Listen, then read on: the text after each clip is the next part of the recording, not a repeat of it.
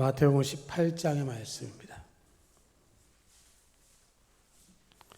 마태복음 18장 1절에서 6절까지 보도록 하겠습니다. 마태복음 18장 1절에서 6절까지입니다. 그때 제자들이 예수께 나와 이르되 천국에서는 누가 크니이까? 예수께서는 어린아이를 불러 그들 가운데 세우시고 이르시되 진실로 너희에게 이르노니 너희가 돌이켜 어린아이들과 같이 되지 아니하면 결단코 천국에 들어가지 못하리라. 그러므로 누구든지 이 어린아이와 같이 자기를 낮추는 사람이 천국에서 큰 자니라. 또 누구든지 내 이름으로 이런 어린아이 하나를 영접하면 곧 나를 영접함이니 누구든지 나를 믿는 이 작은 자 중 하나를 실족하게 하면 차라리 연자맷돌이 그 목에 달려서 깊은 바다에 빠뜨려지는 것이 나으니라. 아멘. 오늘 말씀은 예수님께서 십자가에 달리시기 한 달 전에 있었던 일입니다. 예수님께서 12제자를 택하셨고요. 그 12제자 가운데에서 이들과 함께 동행하시면서 하나님 나라를 증거하는 일을 맡기셨습니다. 그리고 그 제자들은 예수님과 함께 3년 반을 지나면서 어떻게 하면 하나님 나라를 잘 증거하고 복음을 증거를 통해서 구원의 복음이 증거될 수 있도록 할까라기보다는 누가 더 크냐를 수시로 이야기를 하게 됩니다. 자신들이 뭐 어떻다라고 하는 것이 아니라 자기들 신앙의 수준을 넘어서서 자기들이 어떤 자리를 차지할 것인가에 그들의 질문이었습니다. 1절을 보면 그때의 제자들이 예수께 나와 이르되 천국에서는 누가 크니까? 라고 묻고 있는 것은 12명이 예수님을 또렷이 바라보면서 우리 중에 가장 큰 자가 누굽니까? 라고 하는 질문을 하고 있는 것입니다. 예수님의 기대치, 우리가 생각해왔던 12제자의 모습으로 비추어 보면 굉장히 어린 그런 모습을 볼 수 있는 것이죠. 그런데 예수님께서 그 제자들 질문 앞에 한 어린아이를 불러서 그들 가운데 세우시고 진실로 너희에게 이르노니 라고 말씀을 하십니다. 너희가 돌이켜 어린아이들과 같이 되지 아니하면 결단코 천국에 들어가지 못하리라 하는 말씀을 하셨습니다. 12제자는 누가 가장 크냐가 관심거리였습니다. 누가 가장 큰 자가 되고 천국에 들어갔을 때 누가 예수님 옆에 앉아서 그 권세를 누릴 것인가에 대한 관심이 있었습니다. 야고보와 요한의 어머니는 예수님께 찾아와서 그때가 되어지면 예수님 우편과 좌편에 두 아들을 앉혀달라 하는 청탁을 하기도 했습니다. 누가 잘났는지, 누가 선생님으로부터 인정받는지, 누가 더 천국에 들어가서 큰 자가 될 수 있는지에 관해서 이야기하는데 예수님께서는 그렇게 말씀하지 않으십니다. 너희가 돌이켜 어린애들과 같이 되지 아니하면 결단코 천국에 들어가지 못하리라. 제자들은 천국에 들어가는 건 당연한 거고 들어간 다음에 누가 더 크냐라고 하는 걸 묻고 있다고 한다면 예수님은 너희가 천국에 들어가지 못하리라 하는 말씀을 하고 있는 겁니다. 내가 구원받았다라고 하는 것을 전제하고 그 다음에 크기를 이야기하는 제자들 앞에서 너희들이 그런 수준의 이야기를 한다고 하면 너희들이 정말로 어린아이와 같이 순진하지 않으면 너희들은 구원받은 자가 아니다라는 말을 하고 있는 것이죠. 우리 가운데 누구도 하나님 나라의 시민으로 자동적으로 태어난 사람은 없습니다. 모태신앙이라고 말하는 사람도 있긴 하지만 그러나 그 모태신앙은 자기의 신앙 고백이 반드시 필요합니다. 그래서 우리는 세례를 통해서 그의 신앙을 고백하게 하는 것이죠. 그가 사춘기를 지나서 자기의 의견을 분명하게 밝힐 수 있을 때 유아 세례를 받은 사람들도 입교라는 절차 속에서 자신의 신앙을 고백하게 합니다. 그래서 언제든지 나는 항상 크리스천이다 하는 것이 아니라 태어날 때부터 크리스천이 아니라 내가 어려서부터 신앙생활의 배경을 가졌는데 내가 예수 그리스도를 주님으로 영접해서 이제 나는 구원받은 하나님의 백성이 되었다라고 말할 때 그때로부터 진정한 그리스도인이 되어지는 것입니다. 여기에 대해서 분명히 알아야 하는 것은 누가 크냐가 아니라 누가 구원받은 자냐라고 하는 것이죠. 어린아이처럼 되지 아니하면 천국에 들어갈 수 없다. 이 말씀은 어린아이와 같은 자세로 하나님의 말씀을 듣고 행하지 아니하면 구원받을 수 없다는 이야기를 하고 있는 겁니다. 자기를 낮추는 것이죠. 어린아이들의 특징은 단순하고요. 솔직하고 잘난 체하지 않고 쉽게 사람을 의지합니다. 자리 다툼도 하지 않고요. 신분이나 위치에 신경 쓰지 않습니다. 우리 어린아이들은 내가 제일 잘났다 이런 얘기 잘 하지 않습니다. 어른들은 감동하지 않지만 아이들은 감동하는 사건들을 볼 때가 많이 있습니다. 예수님은 순진함, 솔직함도 있지만 그들이 믿는 믿음을 이야기하고 있는 것이죠. 그렇기 때문에 우리를 통해서 또 다른 아이들이 예수 그리스도를 만날 수 있도록 복음을 전하는 일에 관심을 기울여야 합니다. 어린 아이들이 부모를 확인할 수 있다고 한다면 그 아이들은 하나님을 만날 수 있습니다. 아주 어린 아이도 믿음을 고백할 수 있는 것은 우리가 그들에게 복음을 전해야 하는 것이죠. 그런데 조금 성장하면 어떻게 됩니까? 4학년, 5학년 지나기 시작을 하면 조금씩 어긋나가기 시작합니다. 자기가 조금 더 배운 것 가지고 세상을 판단하기 시작하고 그러면서 하나님께로 돌이키는 것에 대해서 아주 부정적인 반응을 보일 때도 있습니다. 중요한 것은 죄에서 떠나 돌이켜 어린아이들과 같이 하나님을 믿는 믿음으로 나아갈 때 천국 백성이 될 수 있음을 이야기하고 있는 것입니다. 지식을 가지고 천국에 들어갈 수 없습니다. 우리가 하나님 나라 들어갈 때 지식으로 갈 수 없음을 너무도 잘 알고 있습니다. 신앙을 설명할 수 있는 수많은 증거들을 찾으려고 하지만 정말로 중요한 것은 예수 그리스도를 믿는 믿음은 지식이 아닌 것이죠. 믿음이라고 하는 것은 두뇌가 똑똑해서 믿는 게 아니고요. 바보라서 믿는 것이 아니라 있는 그대로 받아들이는 믿음으로 나아가는 것일 뿐만 아니라 그 믿음은 너무 간단하기 때문에 오히려 믿기 어렵다는 고백들을 듣기도 합니다. 에베소 2장 8절을 보면 여러분이 그리스도를 믿음으로 구원받은 것은 순전히 하나님의 은혜입니다. 여러분이 그리스도를 믿게 된 것조차도 여러분의 자발적 의지로 된 것이 아니라 하나님께서 주신 선물입니다. 이게 세번역에서 된 말씀인데요. 하나님께서 우리에게 주신 구원의 은혜는 하나님이 주신 선물입니다. 내가 의지적으로 한 것이 아니고 하나님께서 우리에게 허락해 주신 은혜라고 하는 것이고요. 유진 피터슨 목사님은 이걸 메시지 성경에서 이렇게 풀었습니다. 이렇게 구원은 우리가 선한 일을 하여 받은 보수가 아니므로 아무도 자신의 선행을 내세워 자랑할 수 없습니다. 구원은 전적으로 하나님의 아이디어요, 작품입니다. 우리가 하는 모든 것은 다만 하나님께서 구원하시도록 신뢰하는 것뿐입니다. 처음부터 끝까지 하나님의 선물입니다. 우리는 아무런 주도적인 역할을 하지 못했습니다. 만약 우리가 그랬다면 우리는 우리가 모든 것을 했다고 아마 자랑하고 돌아다녔을 것입니다. 아닙니다. 우리는 구원사를 할 수도 우리 자신을 구원하지도 못합니다. 하나님께서 사역하시고 구원하셨습니다. 우리가 구원을 얻었다라고 하는 것은 내 힘으로 내 능력으로 얻어진 것이 아니고 하나님께서 주신 선물입니다. 우리가 몇 번에 걸쳐서 말씀을 드렸지만 하나님 주신 선물은 값으로 받는 것이 아닙니다.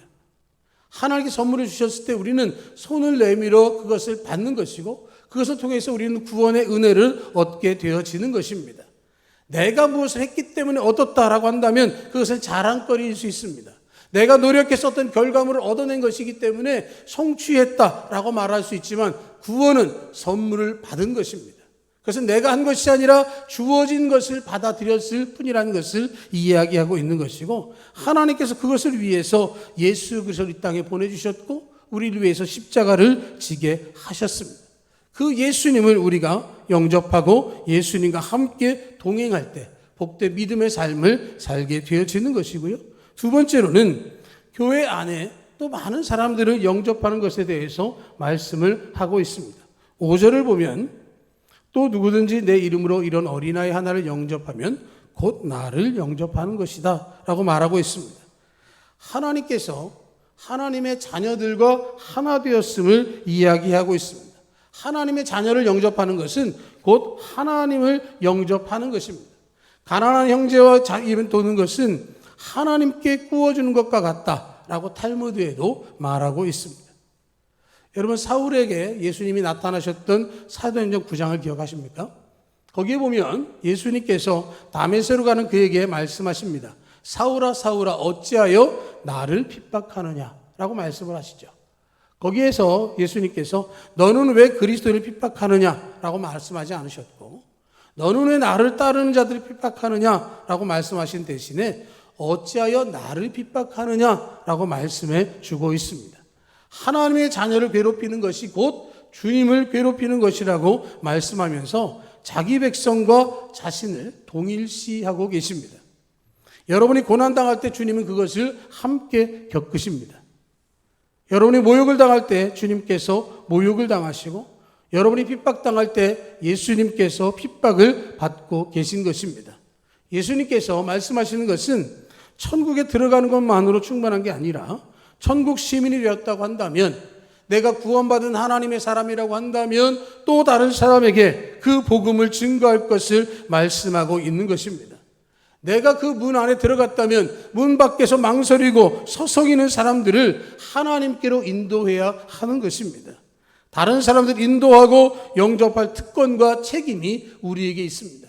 내가 먼저 구원받은 그 구원의 기쁨을, 내가 누리고 있는 그 기쁨을 다른 이들에게 증거해야 하는 것이고, 이것이 복음입니다. 예수 믿으면 천국 갑니다라고 하는 말은 단순하지만, 사람들이 듣기에는 굉장히 어리석어 보이지만, 그러나 그것만큼 확실한 말씀이 없습니다. 예수께서 믿음을 통해서 확신을 가지고 그들을 초대할 때 놀라운 역사가 일어나는 것이고, 하나님은 누구도 멸망하기를 원치 않으십니다. 베드로 사도가 말씀하고 있는 것처럼 주님이 다시 오시겠다고 말씀하시고 지금까지 오지 않으신 이유는 한 영혼이라도 더 구원받게 하기 위해서 그렇게 하신다라고 말씀해 주셨습니다. 누구도 멸망받기를 원하지 아니하신 주님은 우리 좋은 교회를 통해서, 우리 좋은 교회 성도들 통해서 많은 사람들을 주 앞으로 영접하기를 원하십니다. 우리가 복음을 증거합니다. 그러면 사람들 가운데에 미적대면서 오는 사람이 있는가 하면 기쁨으로 오는 사람이 있을 수도 있습니다. 그런 사람들을 만나면 어떻게 합니까? 그냥 초보자니까 하고 참아줍니다. 그런데 어린아이들은 어떻게 합니까? 바로 같이 어울리고 즐기고 함께 합니다. 예수님께서 우리들에게 어린아이들과 같이 되지 아니하면 이라는 말씀은 이 마음을 가지고 하라는 이야기를 하고 있는 것이죠. 다른 사람들을 받아들이고 영접함을 통해서 함께 구원의 은혜를 나누게 되어지는 것입니다. 하나님께서 우리 교회를 통해서 많은 영혼들을 구원하기를 원하시고, 그러면 통해서 구원받은 자들이 성전에 드나들 때마다, 구원받은 자들이 생겨질 때마다 하늘나라에서는 잔치를 베푼다고 성경은 말씀하고 있습니다. 내가 너에게 이르는 이와 같이 죄인 하나가 회개하면 하나님의 사자들 앞에 기쁨이 된다. 한 사람이 구원받아 들어올 때마다 하늘에서는 축제의 나팔이 울려 퍼진다라고 번역하고 있습니다. 우리 교회가 한 영혼이라도 주 앞에 이끌기 위해서 힘쓰고 애쓰는, 그리고 들어온 사람이 있다고 한다면 환영하고 기쁨을 누리는 복된 소식을 증거하는 교회가 되기를 축복합니다. 여러분, 열왕기하 6장과 7장을 보면 이런 이야기가 기록되어 있습니다. 아람 왕 벤하닷이 군대를 이끌고 와서 사마리아 성을 포위했습니다. 북왕국 이스라엘의 수도인 사마리아가 포위됐고 모든 공급을 끊었습니다. 성중이 굶주렸습니다. 백성 굶어 죽어가고 있었고 비참한 처지에 처하게 되었습니다. 그런데 그 사마리아 성문 밖에 4명의 문둥병자가 앉아 있었습니다. 서로들 신세 한탄을 했습니다. 우리가 이러다가 곧 죽겠지. 그래, 죽을 거야. 어떡하지? 하고 서로 이야기하는 중에 한 사람이 이야기합니다. 지금 우리가 성 안에 들어간다고 해서 먹을 게 있겠냐? 차라리 먹을 것이 있는 아람 군대에게 가보자. 여기서 앉아 있어도 죽는 거고 거기 가서 죽어도 죽는 건데 혹시 모르니 가보자 하고 아람 군대 진영에 갑니다. 그런데 그들이 아람 군대 진영에 가보았더니 쥐새끼 한 마리 없습니다. 적군들로 하여금 하나님께서 말 울음소리와 병거 달린 소리를 듣게 하셔서 한밤중에 혼비백산에서 아무것도 챙기지 못하고 그들은 도망했습니다. 하나님께서 그 역사를 하셨습니다. 소리만 났는데도 불구하고 예루살렘, 사마리아를 향해서 아주 강하게 들던 그 아람 군대들이 모두 주랭랑을 놓았습니다. 모든 것을 버려둔 그곳을 들어갔던 4명의 문둥병자들은 차려진 음식, 마실 것을 배부르게 먹고 훔치고 한창 바쁘게 하다가 생각합니다. 자신들이 먹고 마시고 배부르고 훔친 것까지는 좋은데 이렇게 하는 것은 옳지 않다는 것이죠. 정말로 좋은 소식, 사마리아 성에 굶주려 있는 많은 사람들에게 먹을 것이 풍성하게 있고 그들이 다 몰려가서 우리가 노획할 것이 많이 있다는 사실을 전해야 되는 것은 자신들의 해야 할 일이라는 것을 판단했습니다.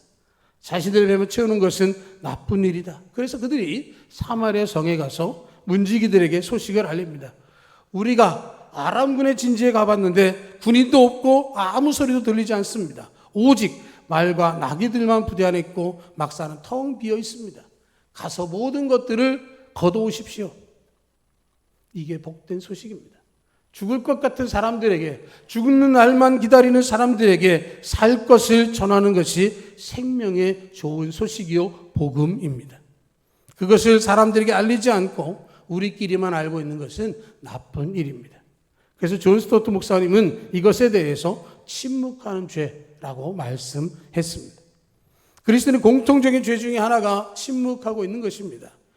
내가 어떻게든지 각자의 상황은 달랐지만 예수 그리스도를 영접하고 구원받아서 은혜 받은 내가 이 시간 주 앞에 나와서 예배하고 찬양하고 우리의 삶의 방향이, 삶의 방식이 달라졌다면 다른 사람들에게, 내가 살던 그대로 살다가 죽음을 향해서 가고 있는 사람들에게 복음을 전하지 않는다면 그것은 우리가 죄를 짓는 것과 마찬가지라고 하는 것이죠. 저나 여러분들이나 온 세상에 나가서 알릴 만한 복된 소식을 가지고 있습니다. 사람들이 알면 기뻐하고 감격할 소식입니다. 그렇기 때문에 하나님의 영광을 위해서 복음을 전하고 그들을 주님의 품으로 영접해야 합니다. 예수님께서 그렇게 하신 것처럼 우리도 그렇게 해야 합니다. 로마서 15장에 보면 하나님의 영광을 위하여 손을 내밀어 서로를 환영하시고 예수님께서 하신 그대로 여러분들이 그렇게 하십시오 라고 말씀을 하고 있습니다. 우리 교회를 통해서 정말로 우리 주변의 이웃들을 초대할 수 있어야 합니다. 하나님의 영광을 위해서 우리의 손을 내밀어서 서로를 환영합니다. 누구를 닮아서 그러느냐? 예수님 때문에 그런 것입니다. 우리가 그렇게 해야 합니다. 우리 일상 가운데 우리가 살아갈 삶 속에서 굳이 말하지 않아도 예수 믿는다는 것이 나타날 뿐만 아니라 굳이 말하는 것을 통해서 그 사람들에게 예수 그리스도의 복음으로 하나님 앞으로 나오도록 초대해야 하는 것이고요. 그 기쁨을 우리가 함께 맛보아야 할 줄로 믿습니다. 내가 예수 그리스도를 영접하고 구원받았다고 한다면 그 구원의 복음으로 또 다른 사람을 기쁨으로 영접할 수 있기를 축복합니다. 그리고 마지막 6절의 말씀을 보면 누구든지 나를 믿는 이 작은 자 중 하나를 실족하게 하면 차라리 연자맷돌이 그 목에 달려서 깊은 바다에 빠뜨려지는 것이 나으니라 하는 말씀을 하고 있습니다. 어떻게 보면 이건 부모들이 가져야 될 기본적인 모습이기도 한 것이죠. 하나님께서 아이들을 우리 가정에 위탁하셨습니다. 하나님께서 귀한 영혼들을 우리 가정에 허락해 주셨고 우리의 자녀로 삼아 주셨습니다. 어찌 보면 그들을 향해서 우리는 좋은 신앙의 모델을 보여주어야 합니다. 우리가 알고 믿고 사랑하고 섬기는 하나님을 섬길 수 있도록 하는 것이 우리의 사명입니다. 부모님의 신앙을 통해서 자녀들의 신앙이 형성이 되어집니다. 단지 자녀들뿐만 아니라 교회 안에서 처음으로 신앙생활하는 모든 분들에게 우리의 신앙의 모습이 닮아가게 되어지는 것이고 그 모습을 통해서 진정한 롤모델이 되어야 하는 것이죠. 예수님께서 제자들 앞에서 어린아이같이 라는 것을 말씀하신 것은 너희들은 나를 닮아야 한다라는 말을 하고 계신 것입니다. 예수님과 3년 반을 따라다녔다면 그 예수님을 우리는 잘 알 거라고 생각을 합니다. 그래서 예수님에 관해서 마태, 마가, 누가, 요한이라고 하는 분들이 예수님의 행적을 다 기록한 것은 그 모델을 우리에게 말씀하는 것입니다. 하나님의 아들이신 예수님이 어떻게 오셨고 어떻게 살아가셨고 우리를 위해서 무엇을 행하셨는가를 분명하게 보여주는 것이죠. 물론 마태와 마가와 누가와 요한의 시각이 조금은 다를 수 있지만 그러나 중요한 것은 예수 그리스도를 믿음으로 구원을 얻는다라고 하는 복음의 핵심은 다르지 않은 것이죠. 우리 그 믿음으로 굳게 서고 주님을 따를 수 있어야 합니다. 신앙생활을 하다 보면 그 시작을 누가 하느냐에 따라서 영향이 달라집니다. 어떤 선생님이 시골 학교에 부임했는데 부임하고 보니까 그 지역에 자기가 유일한 그리스도인이었습니다. 그런 중에 학생들에게 복음을 전하고 또 청년들에게 복음을 전하다 보니까 함께 모여서 예배를 드리게 됐습니다. 그런데 예배할 때마다 찬송을 부를 때마다 찬송가를 펼쳐서 항상 이렇게 들고 찬송을 하는 거예요. 그러니까 모든 사람들이 다 똑같이 합니다. 근데 어느 날 그 함께 예배한 청년 중에 한 집에서 엄마가 전화가 왔습니다. 선생님, 우리 아들 보고 고기 좀 먹으라고 해주십시오. 무슨 일인가 그랬더니 선생님 집에서는 고기를 먹은 적이 없어서 예수 믿는 사람은 고기 안 먹는구나. 그래서 엄마가 고기 반찬을 만들어 줬는데도 안 먹는 거예요. 내가 어느 것을 보고 배우냐에 따라서 달라질 수 있는 것이죠. 내가 유일한 역할 모델이 된다고 한다면 그렇게 따라오는 것이죠. 찬송가 들고 부르면 따라 부르는 것이고, 음식을 고를 때 그렇게 하면 그런 줄 알고 하는 것이 있습니다. 어떻게 보면 신앙생활의 시작, 좋은 모델이 되기 위해서 우리가 그 일을 할 수 있어야 하는 것이죠. 바른 자세로 예배하는 것도 중요하고 바른 모습으로 주님과 함께하는 것도 중요하기 때문에 좋은 모델이 되어야 하는 것이고요. 거기에 덧붙여서 로마서 14장에서는 그러므로 이제부터 서로 비판하지 마십시오. 형제가 나쁘다고 생각하는 일을 보란 듯이 해서 그를 걸려 넘어지게 하는 생활은 하지 마십시오 라고 이야기를 하고 있습니다. 서로가 서로를 향해서 비판하지 말라 하는 말씀을 하시죠. 형제를 해서 판단하면 그 판단으로 도로 너도 헤아림을 받을 것이다 라고 주님께서도 말씀하셨습니다. 우리는 주변에 대해서 그럴 수도 있고 그렇다라고 하는 것을 인정할 수 있어야 합니다. 함부로 말하거나 부정적인 언어를 사용하는 것은 유익하지 않습니다. 초신자들에게 그런 경험을 하게 하는 것은 그 영혼을 위험에 빠뜨리게 하는 것입니다. 신앙이 성숙하면 성숙할수록 더욱더 겸손하게 바른 신앙으로 서로를 주님의 마음으로 섬길 수 있어야 하는 것이고요.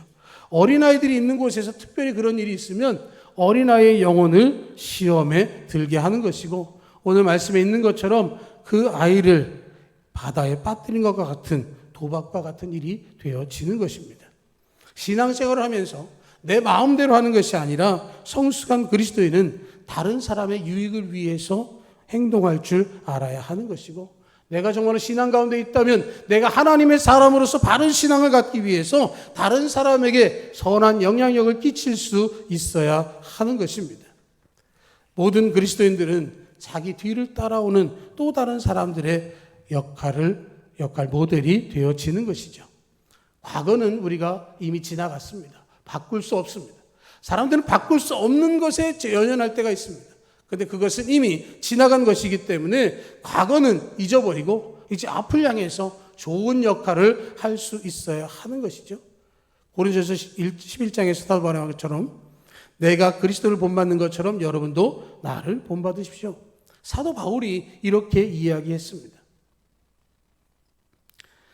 내가 그리스도를 본받은 것처럼 여러분도 나를 본받으십시오. 이 말은 굉장히 어려운 말이긴 하지만 그러나 우리는 이 말을 할 수 있어야 합니다. 이 세상을 살아가면서 우리 어려서는 위인전이라고 하는 책을 참 많이 읽었습니다. 그 위인전을 읽으면서 아이들에게 어떤 역할 모델을 가르쳐 주었습니다. 이렇게 살면 위인이 되고 이렇게 살면 훌륭한 사람이 되는 거야 라고 말했습니다. 그런데 어느 순간부터 훌륭한 사람을 이야기하기가 어려워졌습니다. 우리가 훌륭한 줄 알았던 사람의 약점, 그분들의 실수들이 너무도 가려지지 않고 속속들이 밝혀질 때가 너무도 많이 있습니다. 인터넷이라고 하는 게 처음 생겨나고 여러 가지 일들이 벌어지면서 많은 사람들의 속속들이 일들이 다 일어나고 있고요.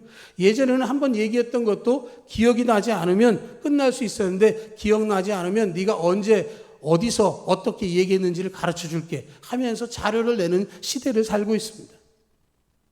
쉽지 않은 시대죠. 저희도 이 설교와 이 예배가 유튜브로 통해서 보여지고 있는데 물론 많은 분들이 보지는 않지만 그러나 순간순간마다 염려될 때가 있습니다. 제가 하는 말 가운데 혹여라도 잘못된 표현이 있다고 하거나 어떤 잘못 이야기되어지는 것이 있다고 한다면 그것을 수정할 길이 없어요. 그렇기 때문에 우리가 정말로 우리 자신을 돌아볼 뿐만 아니라 우리가 주님 앞에서 올바른 것을 통해서 또 다른 사람들에게, 특별히 우리 아이들에게 신앙의 좋은 모델이 되는 것이 중요한 것입니다. 우리가 신앙생활하면서 그렇게 말합니다. 하나님을 바라보고 살아. 사람 보지 마. 그런 말을 합니다. 그런데 눈에 보이지 않는 하나님을 믿지 않던 사람들이, 이제 막 신앙생활하는 사람들이 어떻게 고백할 수 있겠습니까? 바로 우리를 보면서 하나님 믿는 사람이 그렇게 사는구나를 발견하게 되어지는 것이기 때문에 우리가 그것을 알아야 하는 것이죠. 디모데전서 4장을 보면 디모데에게 바울이 이렇게 얘기했습니다. 나이가 젊다는 이유로 얕잡아 보이게 하지 말고 오히려 그들에게 모범이 되라. 말과 생활로 모범을 보여 그들이 따르게 하고 그들의 사랑과 믿음과 순결한 사상으로 그들에게 본보기가 되라. 이렇게 말씀했습니다. 디모데가 에베소 교회를 섬기면서 그가 굉장히 어린 그런 시대를 살았기 때문에 그 디모데가 어리다라고 하는 것 때문에 사람들이 쉽게 보지 않도록 신앙적인 모범이 되도록 말하는 것과 행동하는 것과 그 모든 것들을 통해서 사람들을 향해서 이것이 신앙인이다 라고 하는 것을 나타내라 하는 이야기를 했습니다. 이것은 디모데뿐만 아니라 우리에게 주시는 말씀입니다. 말과 행동을 통해서 신앙의 모범을 보일 수 있어야 합니다. 특별히 신앙의 연조가 깊을수록 우리는 이 모습을 더 갖추도록 노력해야 하는 것이죠. 예수님께서 그러면 왜 이렇게 말씀하셨을까? 예수님께서 왜 어린아이를 제자들 앞에 세워주셨을까라고 하는 것이죠. 그때 사람들이 어린아이를 예수님께 데리고 와서 안수하여 주기를 원했습니다. 그런데 제자들이 그 아이들을 물리치려고 했습니다. 그럴 때 예수님 말씀하시기를 어린아이들이 내게 오는 것을 막지 말아라. 하늘나라는 이런 어린아이들과 같은 자들의 것이다 하시고 그들에게 안수해 주셨습니다. 우리의 믿음은 바로 그렇게 시작되어지는 것이죠. 누구든지 어린아이와 같이 어리석은 자라 할지라도 주님 앞에 나올 수 있도록 그 길을 열어주어야 하고 열어진 그 길을 통해서 들어왔다고 한다면 그들을 영접해야 하고 또한 그들이 영접되어졌다면 그때로부터 시작된 신앙의 아름다운 걸음을 걷도록 신앙의 좋은 롤모델로 그들을 이끌어갈 수 있는 믿음의 모습이 우리 가운데 있어져야 합니다. 어린아이와 같이 어린이 주일을 맞이해서 우리는 그들의 약함을 바라보는 것이 아니라 그들을 어떻게 믿음의 사람으로 주님의 뜻대로 세워갈 수 있을 것인지를 깊이 생각하고 신앙의 좋은 모델이 될 수 있도록 신앙 가운데 주와 동행하는 우리 모두가 되기를 주님의 이름으로 축복합니다. 아멘.